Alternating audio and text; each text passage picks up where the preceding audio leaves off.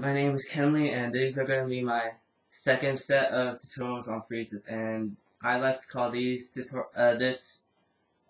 freezes the intermediate level of freezes by their difficulty for me. And first, going to start off with the handstand, which is this. Now, first of all, handstands aren't that difficult. It's all about the fear of doing it. I had the fear of doing this when I first started out. Like, the most common fears about it is the fear of falling on your face or falling on your back. But I can guarantee you this, if you fall on your back, it's not going to hurt at all because your feet are going to, your feet are pretty much going to land first. And because of that, they're going to take most of the impact, so it's not going to hurt at all if you fall on your back. And if you fall on your face, well, that's not really going to happen a lot. It's a really rare occurrence. Overall, the only time that I've only fallen on my face once and it didn't even hurt at all. And it's been like at least 2.5 years since I've been doing handstands, and I only fallen on my face once. So it's a rare occurrence. So you really shouldn't worry about that. So to do the handstand, it's kind of like the headstand in a way, in that the way you bring your legs up. So when you do the handstand, you want to get into like this type of position and try and like bring one leg up at a time, and then use like one of your like dominant legs, whichever leg you want to use, and use it to push you up. So for me, I'm gonna use my right leg, and I'm also gonna use the left leg as well to swing up as well. So once I do that, I swing with my left, and then push off with my right leg. And to get in with these motions together, swing, push up. And that's how I learned how to do a handstand. Now, it's not going to be that difficult. The only thing that's going to be difficult is getting the balance for it. Learning handstands is really helpful for getting the strength to do other moves, because it gives you practice on balance. It gives you some more strength in your triceps, which are going to be needed for some other moves. And the handstand, you can practice it, like, try and get the feel of it, like, try and, like, keep your legs low so you don't have to worry, but in doing so, you're not really going to get you're not really going to get that much of a feel of a handstand. You're going to have the feeling of being on your hands, but you won't really feel like the air time of your legs up in the air. Like, if you do it like this, you're really not going to feel that much. You're just going to feel like, you'll feel the pressure of like doing a handstand on your hands, but you won't really get that entire feel of like your legs up in the air. So the handstand is just all of the fear factor. You really don't need anything like a lot of strength to do it. All you just need is to get over the fear, and you'll be able to do it. And with that comes the next tutorial on another freeze, which is the forearm freeze, which is this. Now this freeze is kind of like a step down for the handstand because of the fact that you're using your forearm. And with your forearm, you have more of an area to keep you balanced. Because it's a lot easier to use your forearm because you have more balance around with it. But some people might be a little bit scared because your face is a lot closer to the ground than it is to a handstand. But even if it is closer to the ground, you'll feel less pain if you did fall on your face, because you're just gonna fall. It's gonna be quick. It's not that high up as a handstand, so you won't feel that much pain. So for forearm freeze, you would do the same thing as you did for a handstand, such as left leg swinging up and then right leg pushing you up. So just do that, swing, push, and then you have a forearm freeze. Now you can practice this like with both of your forearms, such as using both of your forearms like this, and you can get the feel of it that way. And over time, you can just like get used to it, and then you don't really need to use your other arm your other forearm to get the balance of it. It's not that difficult of a move. It's just also another thing about the fear factor. The handstand and elbow freeze, forearm freeze aren't really difficult. It's just a fear factor. And with that, I'm gonna go and move on to the Airbaby. And by Airbaby, I mean the two-handed Airbaby. So this is the Airbaby. Here's a better angle of how it looks from this side to this side. That's a two-handed Airbaby. Now, this move is kind of similar to it's similar in the way of doing a handstand and a baby freeze at the same time. The baby freeze part comes from the fact that your knee is touching the elbow of one of your arm,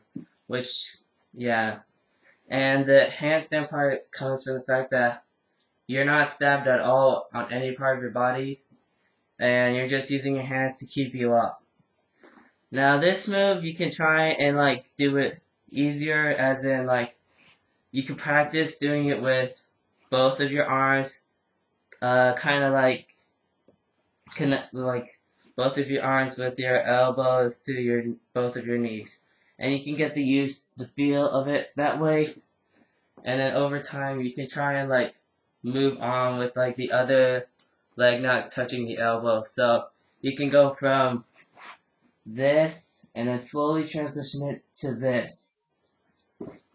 And there's another way to do it, which is to keep the leg with the knee already on the elbow, and then just push off with the other leg.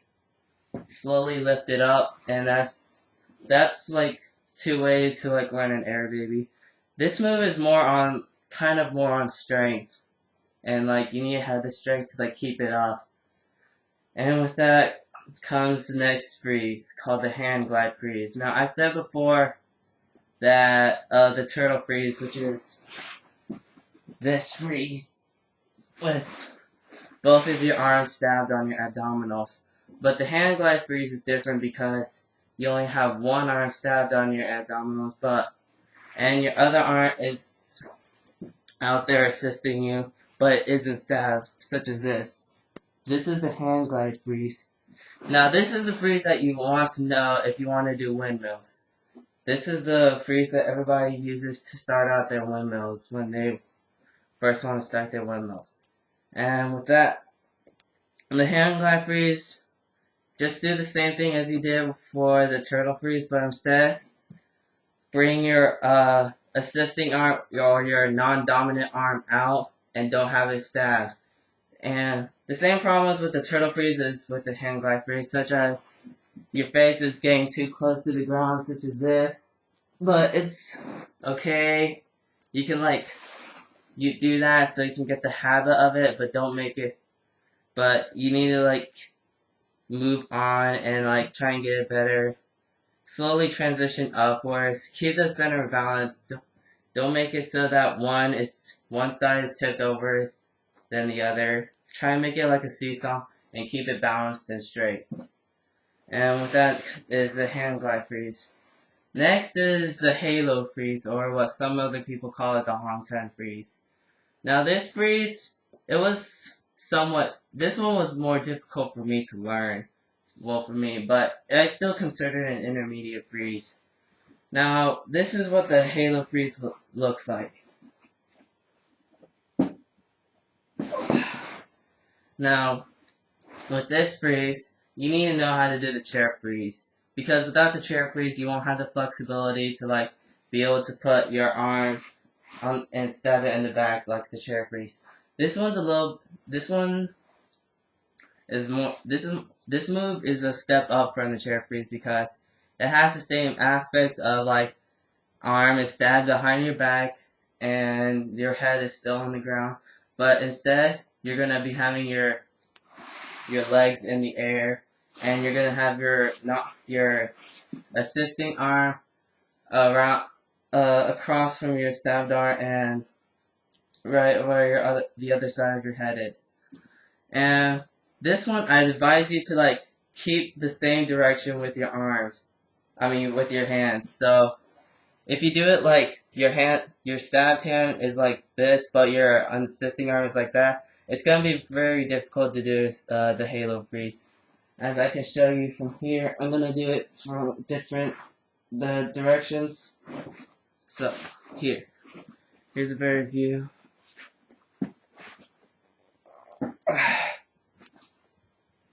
And as you can see here, I can barely do it. But if I were to keep it in the same direction, as in like stab is like say pointing east, and my other arm is pointing east as well, I'm able to do the freeze a lot easier and better.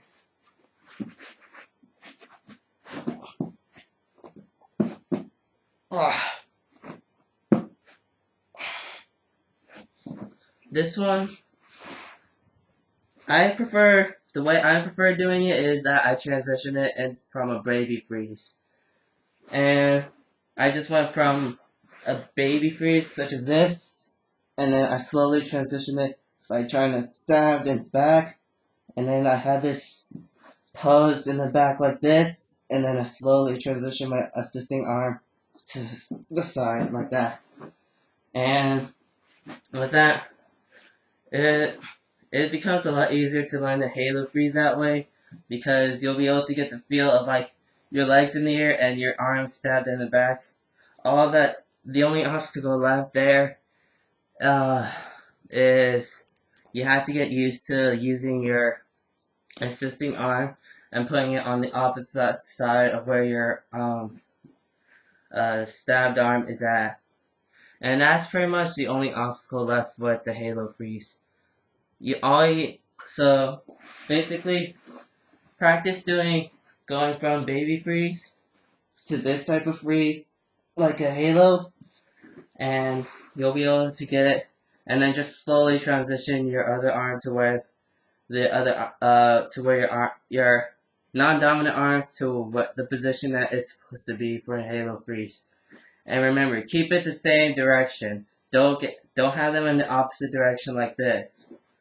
And another thing about the halo freeze is when you're gonna do it, you have to be facing upwards. Don't look at the side. Don't look at anywhere else. Face upwards. Try and look at your feet when you're doing the halo freeze. And with that, you'll be able to do the halo freeze in no time. Comment, send me a video, and I'll be able to try and help you out. And this is the end of the intermediate level freezes.